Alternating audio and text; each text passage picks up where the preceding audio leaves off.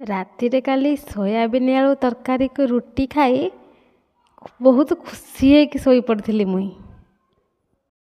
ଏଥର ଓଡ଼ିଶାରୁ ଆସିଲା ବେଳେ କିଛି ଆମେ ସ୍ନାକ୍ସ ଆଣିପାରିନୁ, ସେଥିପାଇଁ କିଛି ଇଚ୍ଛା ହେଲେ ଖାଇବାକୁ ଆମକୁ କିଛି ଖାଇବାକୁ ହିଁ ମିଳୁନି।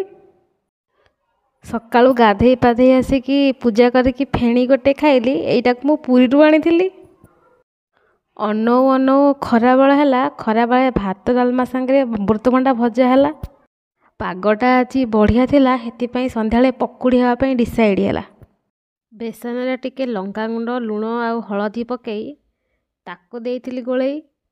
ଛୋଟ ଛୋଟ କରି କଟା ହେଇଥିବା କଞ୍ଚା ଲଙ୍କା, ଆଳୁ, ଭୃସଙ୍ଗ ପତ୍ର ଆଉ ଫୁଲକୋବି ପକାଇ ତାପରେ ମୁଁ ଆଉ ଟିକେ ତାକୁ ଦେଇଥିଲି ଗୋଳେଇ। କଡ଼େଇ ବସେଇ ତାପରେ ତେଲ ମୁଁ ଢାଳିଲି। ଡେରି ନକରି ଆଉ ପକୁଡ଼ି ଛାଣିଦେଲି।